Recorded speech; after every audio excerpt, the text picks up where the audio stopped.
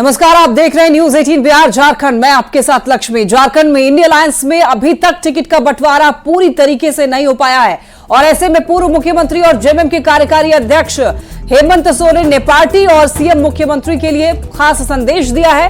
हेमंत सोरेन ने कहा है कि समर्पित कार्यकर्ता को ही लोकसभा चुनाव में जेएमएम का टिकट दिया जाए। बता दें कि 6 या 7 अप्रैल को जेएमएम प्रत्याशी की घोषणा हो सकती है। इसी बीच अपने कोटे की 5 सीट के लिए प्रत्याशियों के नाम तय कर दिए गए हैं। इनमें राजमहल, गिरिडीह और सिंहभूम से एक ही प्रत्याशी का नाम है, जबकि जमशेदपुर और दुमका से 2-2 प्रत्याशी का नाम रेस में शामिल है। हम भरसक प्रयास करते हैं कि जो हमारी पार्टी के समर्पित लोग हैं, पुराने लोग हैं, डिवोटेड लोग हैं, उन्हें तरजीह मिले, उन्हें तवज्जो मिले और उन्हें मौका मिले। और आप देखेंगे जो भी उम्मीदवारों की घोषणा होगी उसमें आपको इसी तरह की तस्वीर देखने को मिलेगी। लेकिन विचार विमर्श के उपरांत और अंततः फैसला केंद्रीय आला कमान को करना है, विषम गुरु शिबू सोरेन को करना है, हेमंत सोरेन जी को करना है, तो जो भी उचित लगेगा। लेकिन अभी तक का जो माहौल है उसमें जो पार्टी के समर्पित लोग हैं, हम बाहरी जनता पार्टी नहीं है, हम झारखंड मुक्ति मोर्चा है। झारखंड में झारखंड मुक्ति मोर्चा के प्रति समर्पित और झारखंडी विषयों को लेकर संवेदनशील व्यक्ति जो होंगे उन्हें ही टिकट देने का काम पार्टी करेगी। ऐसा ही अभी तक ये ट्रेंड रहा है हमारी। कब तक घोषणा हो जाएगी? देखिए, बहुत जल्द, मुझे लगता है 6 या 7 तारीख को। जेएमएम संगठन के साथ ही सीएम चंपाई सोरेन को हेमंत सोरेन की ओर से संदेश दिया गया है।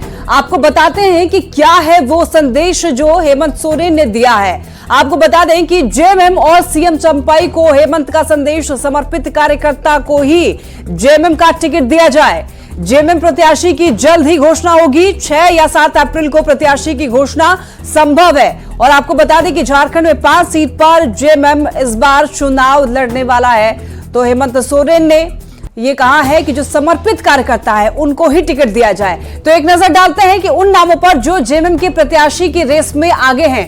देखिए, राजमहल से विजय हांसदा का नाम जो है वो तय किया गया है। और दुमका की अगर बात करें तो दुमका से स्टीफन मरांडी या फिर नलिन सोरेन प्रत्याशी संभव हैं। और इसके अलावा बात करें अगर गिरिडीह से, तो गिरिडीह से मथुरा महतो का नाम सामने आ रहा है। और सिंहभूम से दशरथ गगराई हो सकते हैं प्रत्याशी, इनका नाम सामने आ रहा है। इधर जमशेदपुर की अगर बात करें तो जमशेदपुर से सुनील महतो या फिर स्नेहा महतो पर मुहर संभव है। ऐसी संभावना जताई जा रही है कि ये जो नाम सामने आ रहे हैं इन्हीं में से प्रत्याशी होंगे इन 5 जगहों पर।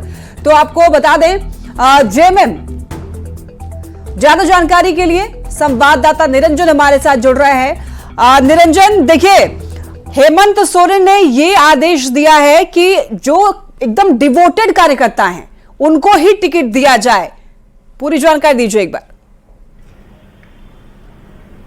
बिल्कुल सही कहा आपने लक्ष्मी। जिस तरह से लगातार अगर हम बात करें तो झारखंड मुक्ति मोर्चा बैठकों का दौर जारी है और 5 अप्रैल को मुख्यमंत्री आवास पर अहम बैठक बुलाई है विधायक दल की, जिसमें सांसद जो अभी वर्तमान में राजमहल के सांसद हैं वह भी मौजूद रहेंगे और अपने विधायकों से मशविरा करेंगे। क्योंकि आप देख रहे हैं पिछले कई दिनों से कि झारखंड मुक्ति मोर्चा के जो लीडर हैं आपस में रणनीति बना रहे हैं इस बात को लेकर कि पूरे जो अगर हम बात करें 2 मार्च को, तो भारतीय जनता पार्टी ने अपने सभी उम्मीदवारों की लिस्ट जारी की। लास्ट में जो उम्मीदवार की घोषणा की थी वह चतरा और धनबाद था। इस बात की कयास लगातार लगाई जा रही थी कि क्या इंडिया महागठबंधन की जो बैठक है, जो प्रत्याशी है, अभी तक घोषणा झारखंड में बिल्कुल नहीं किया। लेकिन अगर हम बात करें तो जो नेता हैं झारखंड मुक्ति मोर्चा के पूर्व मुख्यमंत्री हेमंत सोरेन से वर्तमान में जो मुख्यमंत्री हैं चंपाई सोरेन, उनसे लगातार जेल में जाकर के लगातार बैठक कर रहे हैं। 2-3 घंटे तक बैठक भी किए हैं उन्होंने। अगर हम बात करें तो कल्पना सोरेन भी गांडे विधानसभा उपचुनाव में लड़ रही है। निश्चित तौर पर सबसे अहम बात यह है कि जो उन्होंने एक संकेत दिया है कि जो हार्ड कोर कार्यकर्ता होंगे झारखंड मुक्ति मोर्चा के, जो जमीनी स्तर पर जिनका पकड़ है, उन्हें ही टिकट दिया जाए। अगर हम बात करें दुमका का, लेकिन निरंजन, देखिए, अभी तक सामूहिक तौर पर उम्मीदवारों के नामों का ऐलान नहीं किया गया, लेकिन हाँ, एक-एक करके घोषणा की जा रही है। तो ऐसा क्यों नहीं हो रहा है? कहां पे पेच फंस रहा है? पेच फंस रहा है क्योंकि आप देखिए, अगर हम पड़ोसी राज्य बिहार की बात करें तो राजद बिना समझौता का ही सिंबल बांटना शुरू किया। यहाँ पेंच फंस रहा है सीटों को लेकर के।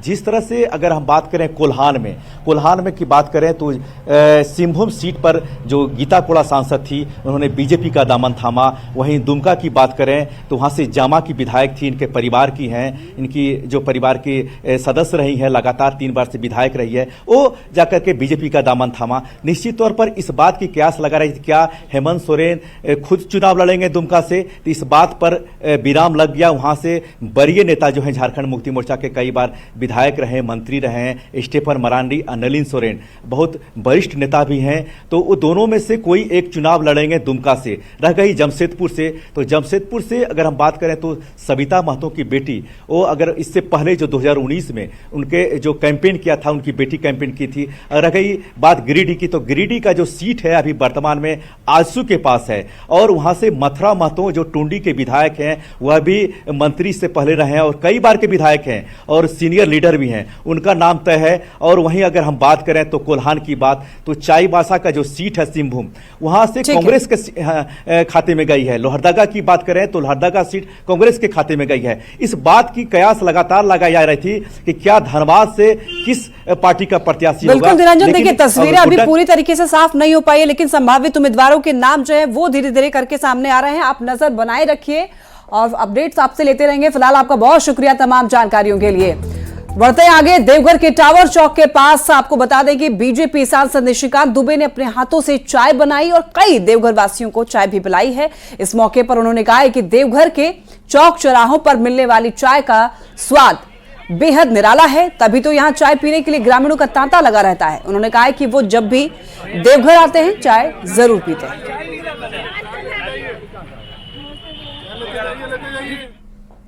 आज मैंने चाय बनाना सीखा कि चाय कैसे बनाया जाता है, कि चाय कैसे सर्व किया जाता है, क्योंकि चाय बेचने वाला इस देश का प्रधानमंत्री है, तो वो किस कष्ट से इस देश को चला रहे हैं, प्रधानमंत्री हैं, वो सीखने की आवश्यकता थी। वही मैंने सीखा और उसी के लिए मैं यहाँ खड़ा हूँ। अब उनको कहने दीजिए, ये रमेश को पता है कि विपक्षी की चाय है, नागो को पता है, पाड़े दुकान में तो अभी भी मैं रोज़ जो है कम से कम 2-3 बार चाय पी चुका हूँ। मैं ऐसे ही चाय पीता हूँ। कितने कप चाय बना दी है सर आपने? अभी मैंने 12 कप चाय बनाई थी। धनबाद, गिरिडीह, कोडरमा के बीजेपी के चुनाव प्रभारी और बिहार के सह प्रभारी दीपक प्रकाश देवघर पहुंचे। उन्होंने झारखंड में सभी 14 सीट पर एनडीए की जीत का दावा किया है। साथ ही एनडीए में कार्यकर्ताओं की नाराजगी से इनकार करते हुए बीजेपी को बड़ा और सुखी परिवार बताया। उन्होंने कहा है कि बिहार के जमुई में पीएम मोदी के दौरे का स्वागत किया। साथ ही दावा किया है कि इतिहास में बिहार को तप की भूमि कहा गया है और यही वजह है कि बिहार से चुनावी शंखनाद किया जा रहा है। दूर दराज तक कोई नाराजगी दिखती नहीं, बड़ा परिवार है, सुखी परिवार है। और Bharatiya Janata party cadre base मास ऑर्गेनाइजेशन के साथ साथ डिसिप्लिन ऑर्गेनाइजेशन, अनुशासित, और सबका लक्ष्य एक ही लक्ष्य है, भारत माता की सेवा करते हुए भारत को महान देश बनाने का संकल्प हमारे एक एक कार्यकर्ता लिए हुए हैं। इनके संदर्भ में 14 का 14 सीट में एनडीए गठबंधन के प्रत्याशी चुनाव जीतेंगे और 400 पार में वो संख्या 14 कमल फूल का झारखंड का होगा, एनडीए गठबंधन का होगा।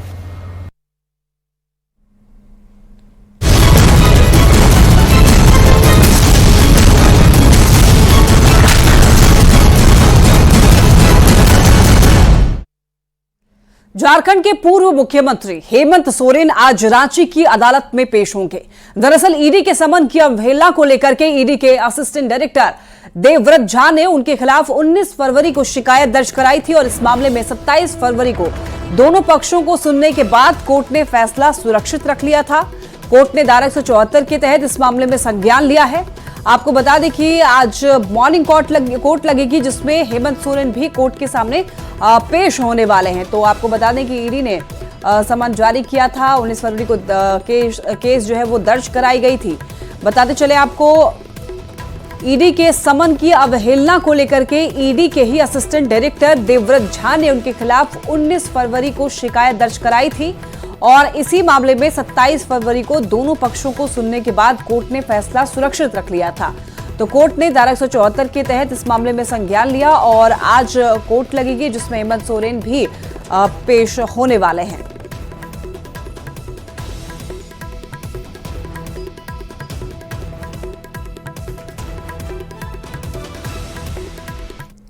झारखंड के पूर्व मंत्री योगेंद्र साव से आज ईडी पूछताछ करेगी। पिछले दिनों केंद्रीय जांच एजेंसी ने योगेंद्र साव के ठिकाने पर छापा मारा था और इसी मामले में पूछताछ के लिए उन्हें तलब किया गया है। वहीं इस मामले में कल सीओ शशि भूषण के साथ साथ हजारीबाग निवासी अजीत और योगेंद्र साव के भाई से पूछताछ हुई। उनसे योगेंद्र साव और अंबा प्रसाद के संबंधों को लेकर पूछताछ हुई। इसके अलावा तुपुदाना ओपी की पूर्व प्रभारी मीरा सिंह से भी ईडी ने 8 घंटे से ज्यादा समय तक पूछताछ की। मीरा सिंह के घर से बरामद मोबाइल और कई दस्तावेज को लेकर के सवाल जवाब किए गए हैं। ज्यादा जानकारी देंगे संवाददाता ओम प्रकाश हमारे साथ जुड़ रहे हैं। ओम प्रकाश, देखिए आज पूछताछ होनी है पूर्व मंत्री योगेंद्र साव से और ईडी लगातार कई लोगों से पूछताछ कर रही है। पूरी जानकारी दीजिए, आज क्या अपडेट है? जो कि पूर्व मंत्री भी रहे हैं प्रदेश के, उनसे और पूछताछ आज जो है वो ईडी के द्वारा की जानी है, जिसे लेकर उन्हें सम्मन भेजा गया था ईडी के माध्यम से और आज उन्हें पूछताछ के लिए बुलाया गया। वहीं बता दें कि कल जो है पूछताछ होने वाली है अंबा प्रसाद से भी, उन्हें भी सम्मन जो है ईडी के द्वारा भेजा गया है। साफ तौर से अगर बात की जाए तो अंबा प्रसाद और योगेंद्र साव और उनके करीबियों के ठिकानों पर छापेमारी के दरमियान ईडी को कई अहम जानकारियां जो है वो बरामद हुई थी। साफ तौर से जो कैश के ट्रांजैक्शन के साथ साथ जो जमीन के अवैध हस्तांतरण और उसके कब्जे की बात है, वो तमाम चीजें जो है वो वहां से बरामद हुई थी। सीओ शशि भूषण के ठिकानों से भी इस तरह की जो जमीन से जुड़े हुए दस्तावेज हैं वो बरामद हुए थे। तो खासतौर से इन तमाम चीजों को लेकर पूछताछ की जानी है। वहीं साथ में इसके अलावा भी कई चीजें जो है वो जांच के दरमियान मिली थी, उन तमाम चीजों को लेकर पूछताछ की जानी है।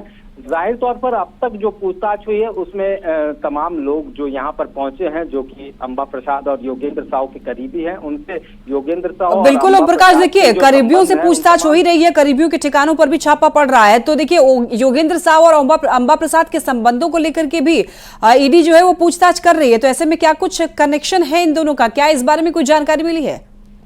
जी बिल्कुल, तमाम जो दस्तावेज और जो चीजें मिली थी उन तमाम चीजों की कड़ियों को जोड़ने का प्रयास किया जा रहा है। इन तमाम लोगों से जो पूछताछ की गई है उनसे उनके संबंध और उनकी कैश हिस्ट्री की भी जानकारी जो है वो ईडी के द्वारा ली गई है कि किस तरह से ट्रांजैक्शन हुआ है, क्या कुछ हस्तांतरित हुआ है, पैसे का फ्लो कहां से आ रहा है, इन तमाम चीजों की जानकारी ली गई। तो कहीं ना कहीं कड़ियों को जोड़ने का प्रयास है और कहीं ना कहीं इन तमाम कड़ियों को जोड़ने के बाद योगेंद्र साव और अंबा प्रसाद की मुश्किलें जो हैं वो कुछ ज्यादा ही बढ़ सकती हैं।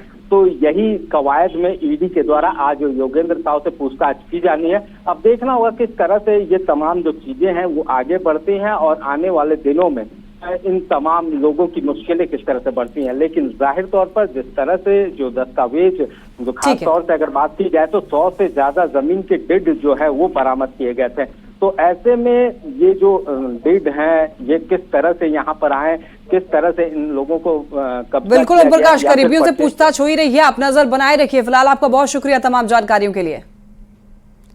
रांची में डिबडीह पुल के पास एक कपड़े की दुकान में भीषण आग लगने की खबर सामने आई। आग लगने से करीब 40 लाख की संपत्ति जलकर खाक हो गई है।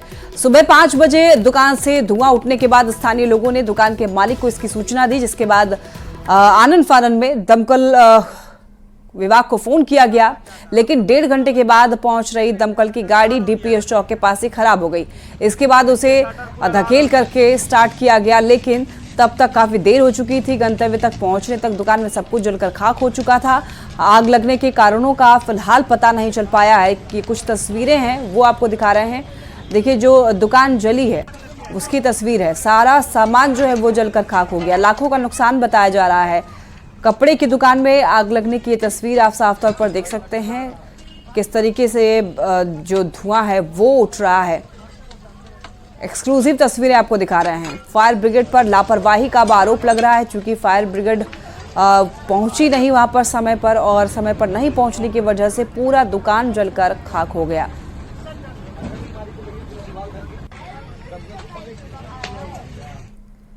चतरा में पुलिस ने मादक पदार्थ तस्करों के खिलाफ बड़ी कार्रवाई की। एसपी के निर्देश पर कुंदा और लावालौंग थाना की पुलिस ने छापेमारी अभियान चलाकर अफीम और डोडा की बड़ी खेप जब्त की है। इस कार्रवाई में 4 तस्कर भी गिरफ्तार किए गए हैं। बरामद अफीम का वजन 45 किलो है, जबकि डोडा का वजन 103 किलो है। इनकी अनुमानित कीमत करीब 2.25 करोड़ रुपए आंकी गई है। पुलिस की छापेमारी के दौरान एक तस्कर चकमा देकर फरार हो गया, जिसकी गिरफ्तारी के लिए पुलिस की टीम छापेमारी कर रही है। इस सूचना पर पुलिस अधीक्षक महोदय द्वारा एक छापामारी दल का गठन किया गया, जिसमें मेरे नेतृत्व में, जिसमें थाना प्रभारी कुंदा एवं लावालौंग को शामिल किया गया। पुलिस द्वारा त्वरित कार्रवाई करते हुए कुंदा थाना ग्राम टिटही बड़गांव से ब्रह्मदेव गंजू के घर से 10 किलो 300 ग्राम अफीम और डोडा 9 बोरा में वजन लगभग 103 केजी 710 ग्राम, वीरेंद्र गंजू के घर से 2 केजी 230 ग्राम, हरिद्वार कुमार के घर से 2 केजी 8 किलोग्राम अफीम एवं 300 ग्राम अफीम का पट्टा बरामद किया गया। तीनों अभियुक्तों को गिरफ्तार किया गया है। जामताड़ा के सुपाईडीह में रविवार को अवैध विदेशी शराब फैक्ट्री का खुलासा हुआ था। इस मामले में डीसी ने कार्रवाई शुरू कर दी। डीसी ने एसडीओ और उत्पाद विभाग की टीम के साथ मौके का जायजा लिया। डीसी ने भारी मात्रा में शराब की बरामदगी को बड़ी लापरवाही बताया, साथ ही दोषियों पर कड़ी कार्रवाई का भरोसा भी दिया है। उन्होंने कहा है कि सभी उत्पाद अधीक्षक को अलर्ट रहने और किसी भी हालत में अवैध शराब के कारोबार पर कड़ी कार्रवाई के निर्देश दिए गए हैं। ये लापरवाही तो जरूर है, इस पर कार्रवाई होगी और जो भी संबंधित व्यक्ति हैं उन्हें बख्शा नहीं जाएगा। हाँ, ये सत्य है कि बड़ी मात्रा में शराब प्राप्त हुई है, तो हम लोग अलर्ट हो रहे हैं कि इस पर क्या किया जाए। इसके लिए आइडेंटिफाई करेंगे जो जिले हैं और एक्साइज सुपरिटेंडेंट को विशेष निर्देश दिया गया है कि वो भी अपने स्तर पर रेड करें। खबर गोड्डा से है, जहां सदर अस्पताल में लगातार दूसरे दिन प्रसव के बाद महिला की मौत का सिलसिला जारी रहा और ये 2 दिन पहले एक महिला की प्रसव के बाद मौत हो गई थी, जिसके बाद भारी बवाल हुआ था। वहीं इसके बाद एक आदिवासी महिला की भी मौत हो गई। हालत बिगड़ने पर उसे आनंद फानंद में रेफर किया गया, लेकिन अस्पताल से करीब 500 मीटर दूर ही उसने दम तोड़ दिया। मृतक महिला पथरगांवा के डुमरिया गांव की रहने वाली थी। परिजनों का आरोप है कि अस्पताल की लापरवाही से ही मौत हुई है। साथ ही यहाँ एक भी महिला डॉक्टर मौजूद नहीं है और सहिया नर्स के भरोसे ही अस्पताल चलता है। इधर अस्पताल उपाधीक्षक ने सिस्टम में सुधार का भरोसा दिलाया है। कब एडमिट करवाए थे?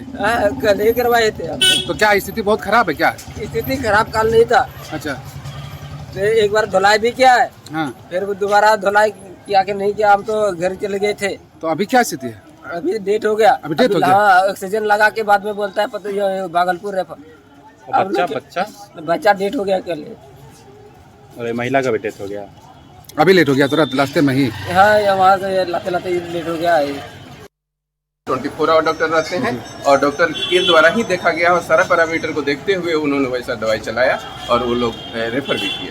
तो इस तरह की जो घटना हुई है इस पर मतलब क्या कह सकते हैं, मतलब ये नेचुरल है और पंक्चुअल होना चाहते हैं जी। पूरे अपने सिस्टम को हम लोग फिर से रिवाइज करेंगे कि हमसे कहाँ कमी हो रही है और हम अपना स्ट्रेंथन करना चाहते हैं। जो पॉसिबल है किया जाएगा। खबर साहिबगंज से है, जहां राशन कार्ड धारकों के बीच वितरण के लिए आया 350 क्विंटल चावल गायब हो गया है। 13 मार्च को एफसीआई के महादेवगंज गोदाम से ईरान कॉलोनी के आपको बताते चलें कि एसएफसी गोदाम के लिए 2 ट्रक चले थे, लेकिन आज तक नहीं पहुंचे। सहायक गोदाम प्रबंधक की शिकायत के आधार पर पुलिस मामले की जांच कर रही है। बताया जा रहा है कि ट्रक मालिक ने एजीएम को रिसीविंग दिखाई और झांसा देकर कागज पर हस्ताक्षर ले लिया, लेकिन उसके बाद अनाज लदे 2 ट्रक पहुंचे ही नहीं। गायब 350 क्विंटल अनाज की कीमत करीब 12.25 लाख रुपए है। इधर डीसीओ ने मामले की जांच कर दोषियों पर सख्त कार्रवाई का भरोसा दिया है। तो ऑनलाइन ऑफलाइन साइन करवा लिया चालान पे, गाड़ी निकल ही चुकी थी, सारा चालान वगैरह सब सही था। गाड़ी जाम में फंसी है यह बोल के साइन करवा लिया। उसके बाद गाड़ी जब नहीं आई तो हमने फ़ोन किया तो बोले कि गाड़ी शाम में आ जाएगा। शाम में भी नहीं आया, फिर सुबह आ जाएगा। इस टाइप के टाल मटोल चलता रहा। एजीएम का कहना है कि हमारे यहाँ नहीं पहुँचा है। और सप्लायर का कहना है कि हमने दे दिया। इसी बीच में ये मामला अभी उलझा हुआ है और इसकी जांच हम लोग कर रहे हैं। जो भी इस पे दोषी होंगे उस पर सख्त कार्रवाई होगी। रमजान, ईद और रामनवमी के त्योहार को लेकर खाद्य सुरक्षा विभाग पूरे राज्य में अलर्ट मोड में दिख रहा है। हजारीबाग के कटकम सांडी प्रखंड के बाजार में विभाग की ओर से जांच अभियान चलाया जा रहा है और इस दौरान फास्ट फूड के साथ ही खाद्य सामग्री की दुकान पर मिलावटी सामान पाए गए। इस दौरान केमिकल से बने टोमेटो और चिली सॉस के साथ में जलेबी और दूसरी मिठाई को तुरंत नष्ट किया गया। खाद्य सुरक्षा पदाधिकारी ने लोगों से मिलावटी सामान खरीदने और खाने से बचने की अपील की। सर लोग हमारे दुकान में आए हुए थे, वो जांच ऊँच किए और जांच करने के बाद बोले कि वो लाइसेंस नहीं है, तो लाइसेंस हम लेने के लिए हजारीबाग आए हुए हैं। क्या कुछ और बताया गया? बताया गया कि कैसे कैसे क्या करना है, कैसे वो क्या माने कैसे सेफ्टी फूड बेचना है, क्या करना है, इसके बारे में जानकारी मुझे दिया गया। सबसे अपील की गई है कि आप किसी भी तरह का अगर फूड का सामान आप खरीदते हैं या बेचते हैं तो उसमें FSSAI का लाइसेंस नंबर, लोगो, मैन्युफैक्चरिंग डेट, एक्सपायरी डेट और ख़ास करके कंपनी का कंप्लीट एड्रेस होना अनिवार्य है।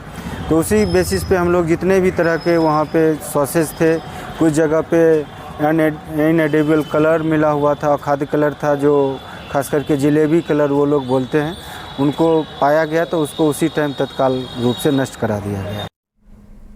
रामगढ़ का सरैया गांव इन दिनों खास पहल को लेकर सुर्खियों में है। यहां bird man of Jharkhand Panna Lal की पहल पर कृत्रिम घोंसला लगाए जा रहे हैं। सरैया गांव के सभी घरों और पेड़ पर ग्रामीणों ने पक्षियों के निवास और संरक्षण के लिए कृत्रिम घोंसला लगाए हैं। लकड़ी के बने इस तरह के लगभग 1000 खूबसूरत कृत्रिम घोंसलों को गांव के हर घर और आसपास के ऊंचे पेड़ों पर लगाया गया। विलुप्त होती पक्षी की प्रजातियों को बचाने के लिए ये पहल की गई है। उम्मीद जताई जा रही है कि कृत्रिम घोंसलों से खासकर हाउस स्पैरो के संरक्षण को बल मिल सकेगा। अधिक जानकारी दे रहे हैं रामगढ़ संवाददाता जावेद खान। बर्डमैन ऑफ झारखंड ने एक नई पहल की है। दरअसल रामगढ़ प्रखंड के सरैया गांव में बर्डमैन ऑफ झारखंड पन्ना लाल ने स्पैरो और दूसरे प्रजाति की पंछियों को बचाने के लिए अपने गांव में जगह जगह पर घोंसले लगाए हैं। और इस घोंसले को लगाने का क्या उद्देश्य है, सीधे बर्डमैन ऑफ झारखंड पन्ना लाल से हम सीधे बात करेंगे। झारखंड प्रदेश में के साथ साथ हमारे जो गांव है सरैया, मैं उसमें कृत्रिम घोंसला लगाने का मैं एक संकल्प लिया था और मैंने पूरी तरह से कितना घोंसला लगाए हैं? लगभग हजारों की संख्या मैंने कृत्रिम घोंसला लगाया है, जिसमें से मेरा पहला प्राथमिकता जो था, जो हाउस स्पैरो जो पूरे दुनिया में ये विलुप्त होने के कगार में पक्षी है, तो मैंने उसको बचाने के लिए मैंने कृत्रिम घोंसला मैंने बनाया। उसके बाद आपका जो मैना का जितने प्रजाति है, जैसे कॉमन मैना हो गया, आपका एशियन पेड स्टार्विंग हो गया, आपका बैंक मैना हो गया, अब आपका बनामनी स्टार्विंग हो गया, ब्राउन वॉक चेट हो गया, ओरिएंटल। घोंसले कहाँ लगाए हैं आप? हमारे घर के जितने घर में है, घर में मैंने लगाया है जो स्पैरो का है। मैंने ये सोचा कि अभी का जो पेड़ है जो नया हो रहा है, नया उग रहा है, तो मैंने वहाँ पर घोंसला बनाने के उन लोगों का अनुकूल मिलता नहीं है, तो मैंने अपने पर मैंने शोध किया और मैंने इस टाइप से मैंने घोंसला कृत्रिम घोंसला बनाने का कोशिश मैंने किया। अपने खर्च पे लगाया है? जी बिल्कुल, मैंने अपने ही खर्च से मैंने किया हूँ और जो टीम का लड़का है वो सब कुछ अपना सहयोग करता है। यहाँ पेड़ पर यहाँ पर कृत्रिम घोंसला लगाए हैं, जिसके माध्यम से यहाँ पर विभिन्न प्रजाति के पंछियों को संरक्षित किया जा सकेगा। खास करके जो स्पैरो है, जिसे गोरैया कहते हैं, उसका संरक्षण ये कर रहे हैं। कृत्रिम घोंसले इन्होंने पेड़ पर और ग्रामीणों के घरों में लगाए हैं, जिसके माध्यम से यहाँ पर गोरैया यानी कि स्पैरो और दूसरे विभिन्न प्रजाति के पंछियों को संरक्षित किया जा सकेगा। जावेद खान, न्यूज़ 18 रामगढ़। वक्त हो चला एक छोटे से ब्रेक का, जल्द लौटेंगे।